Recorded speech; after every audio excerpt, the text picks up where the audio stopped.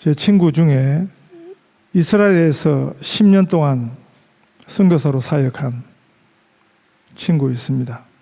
아마 누구보다도 이스라엘, 우리가 성지라고 부르죠. 이스라엘 현지 사정을 잘 아는 친구일 건데 최근에 그 친구 저한테 그런 이야기 해주었습니다.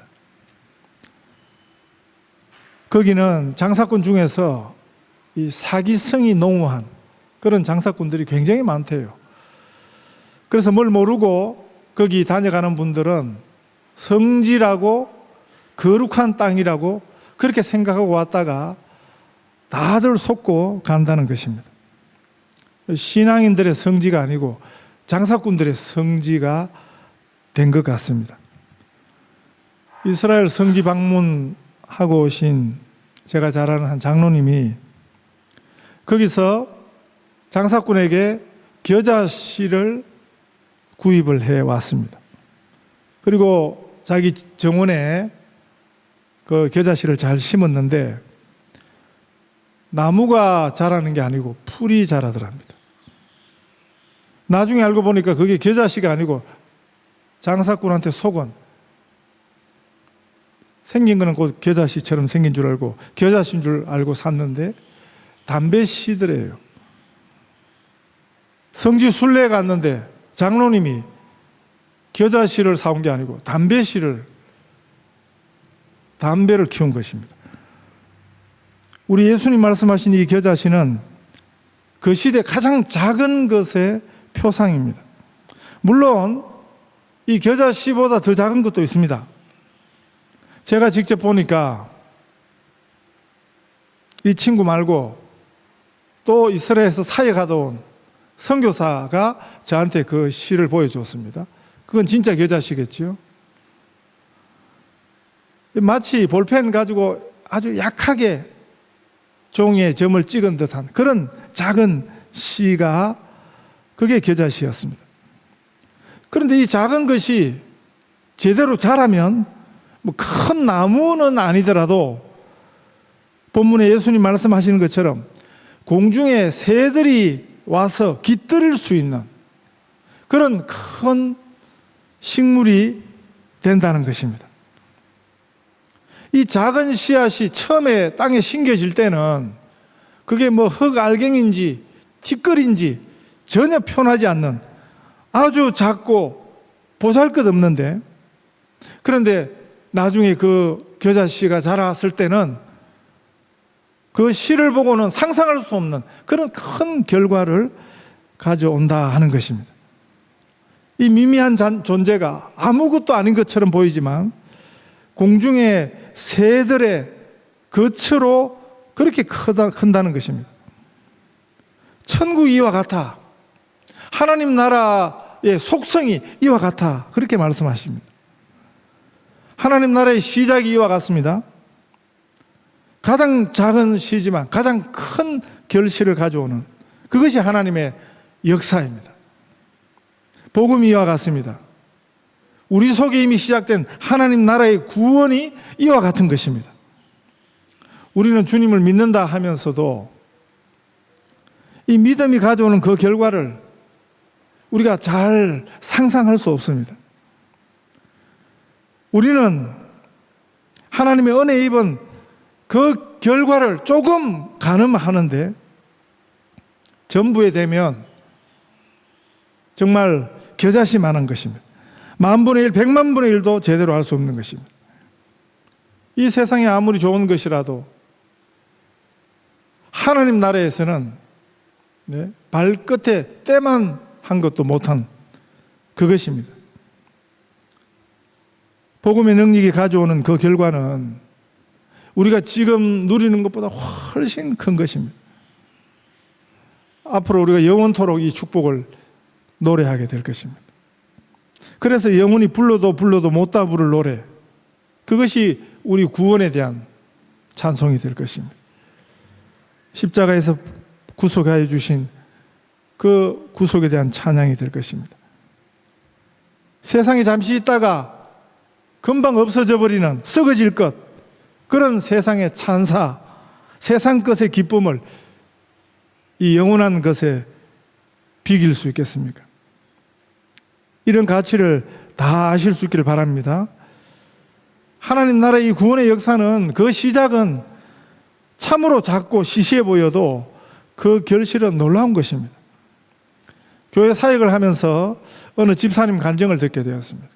그 집사님이 4살 때 자기 집 옆에 있는 교회를 그냥 찬송 소리 들리고 노래 소리 들리니까, 아이들 웃는 소리 들리니까 그것 때문에 그 교회를 다니기 시작했는데, 그런데 말씀의 씨가 이 어린아이 마음에 심기었습니다.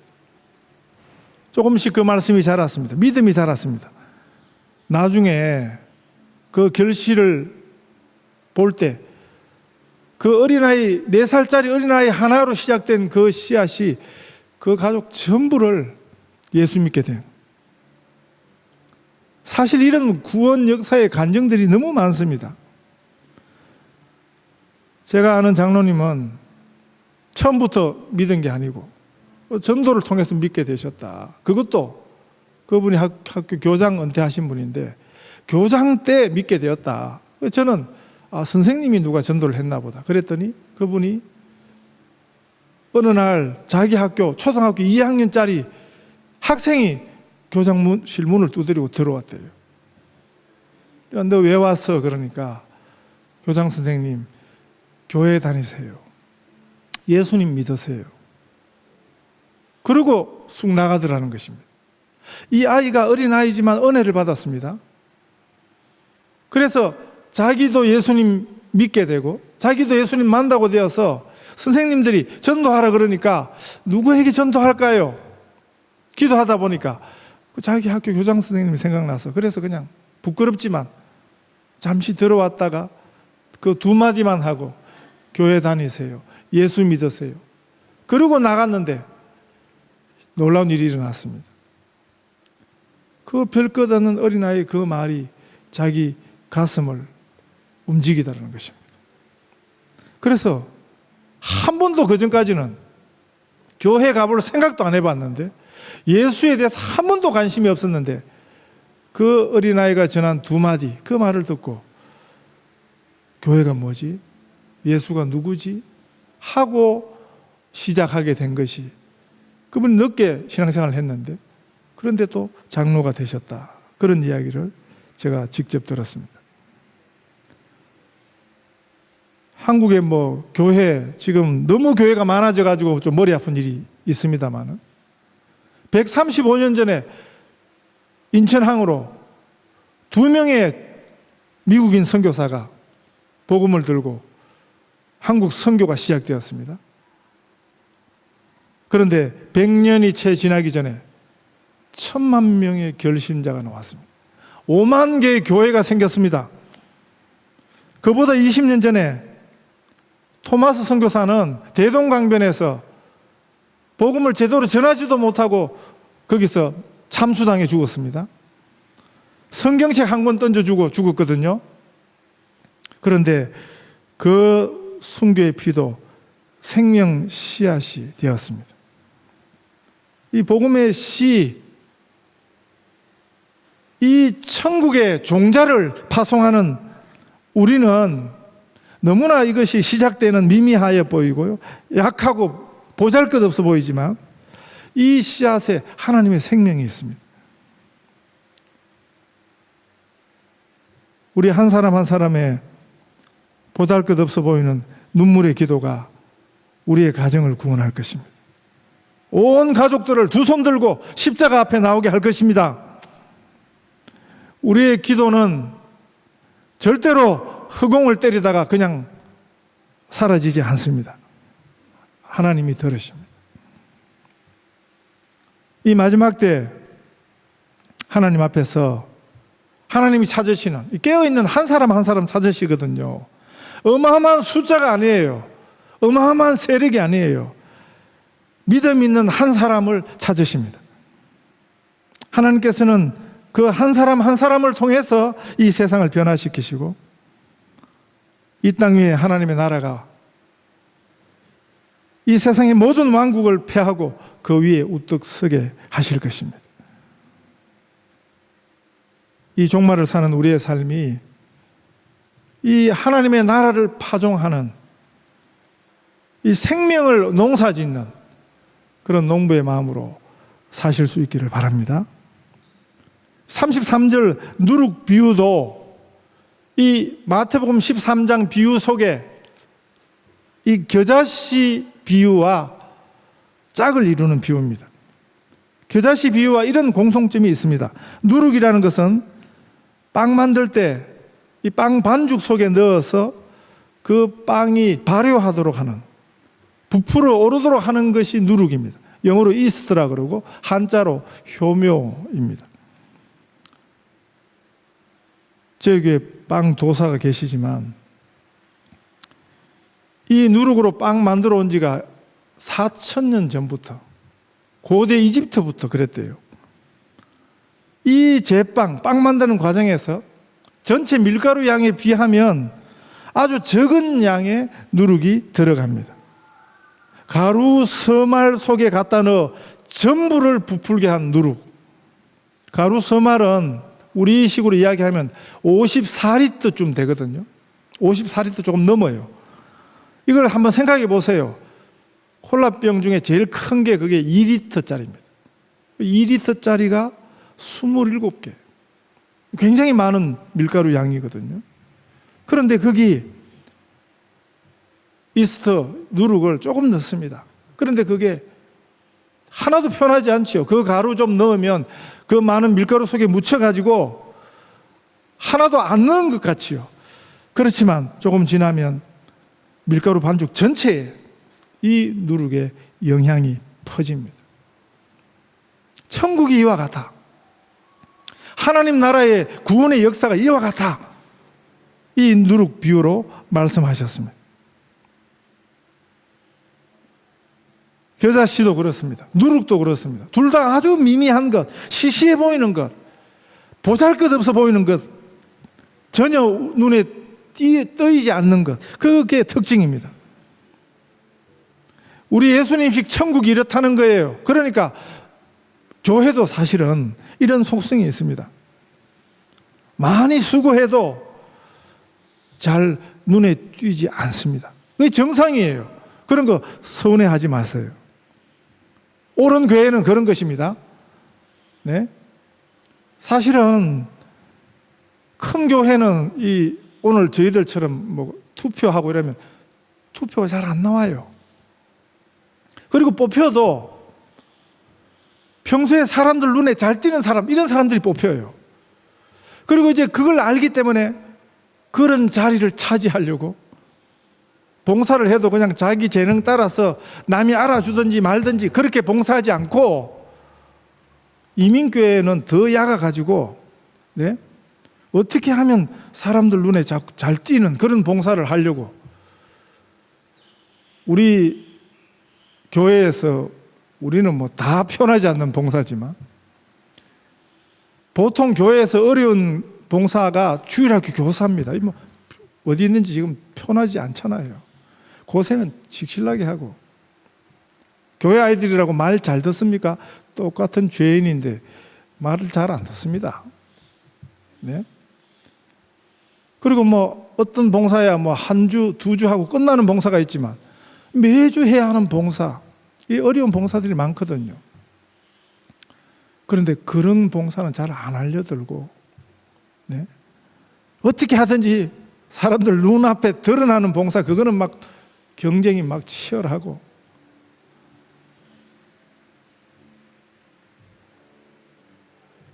교회가 정상이 아니라서 그렇습니다. 옳은 교회는 이 천국의 성질이 있는 거죠.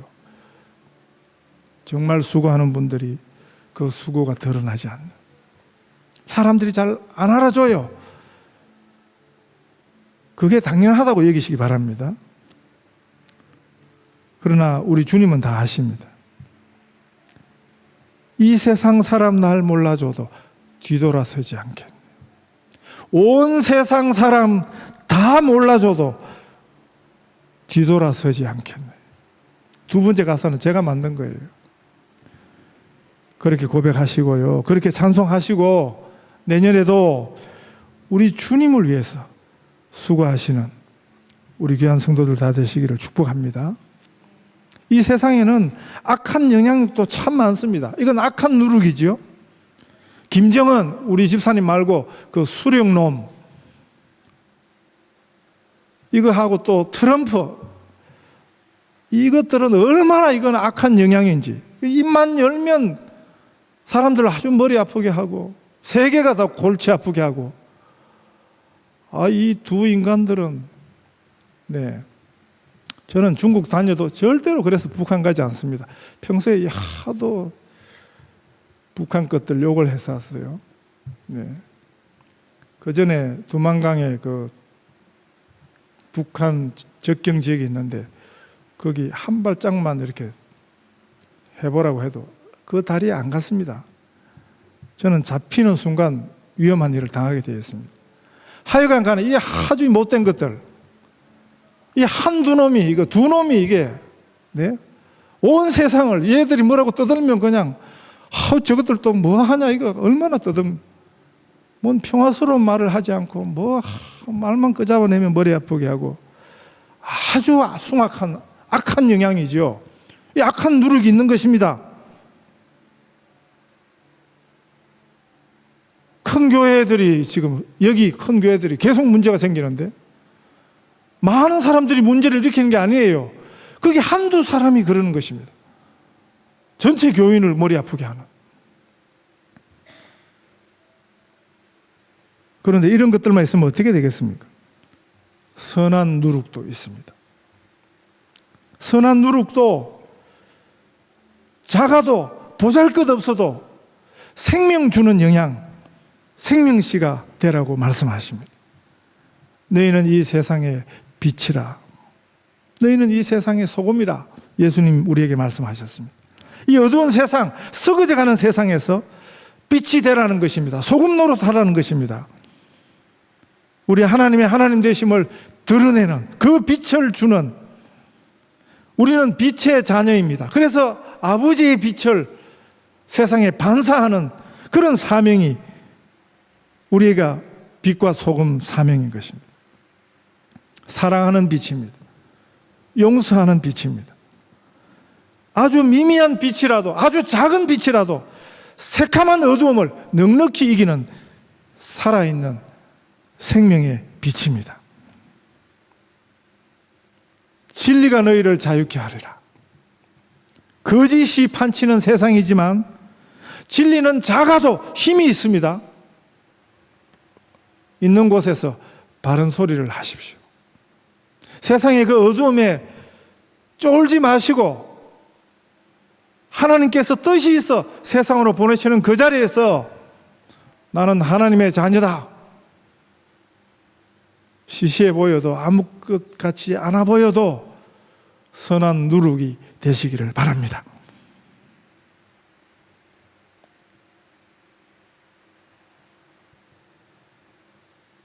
종교개혁자 마틴 루터가 95개조 반박문을 내걸어 재판에 소환이 되었습니다. 그 전날 모두가 말렸습니다. 거기 가지 말라고. 재판 전날 밤에 루터가 묵상한 말씀이 시편 46편 1절입니다. 하나님은 우리의 피난처이시요 힘이시니 환난 중에 만날 큰 도움이시라. 이 말씀에서 영감받아 만든 찬송이 내 주는 강한 성이요 하는 찬송입니다. 내 주는 강한 성이요 방패와 병기 되시니 큰 환난에서 우리를 구하여 내시리로다. 옛 원수 마귀는 이때도 힘을 써 모략과 권세로 무기를 삼으니 천하에 누가 당하랴.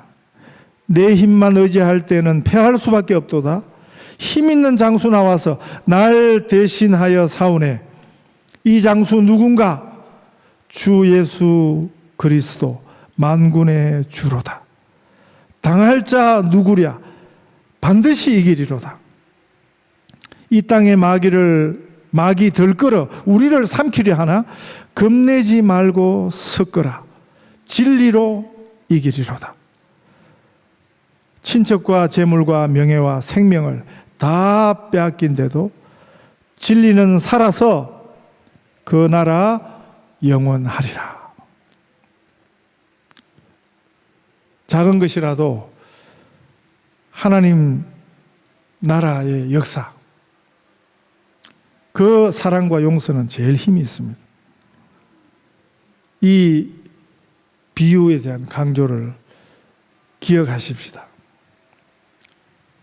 이 비유를 통해서 이 창세부터 감추인 것들을, 그게 뭐냐면 모든 인생이 기다리는 것이거든요. 하나님의 구원의 역사입니다. 하나님이 하시는 생명의 역사입니다. 이 천국의 속성을 믿으라고 하십니다.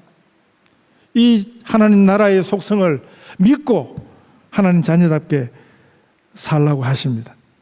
세상이 이기는 것이 아니라 하나님 나라가 이깁니다. 우리는 이 말씀을 믿고 하나님 나라가 이 땅에 임하도록 그렇게 간절히 기도해야 합니다. 가장 작은 시지만 가장 큰 결실을 맺는 우리 성도들 다 되시기를 축복합니다.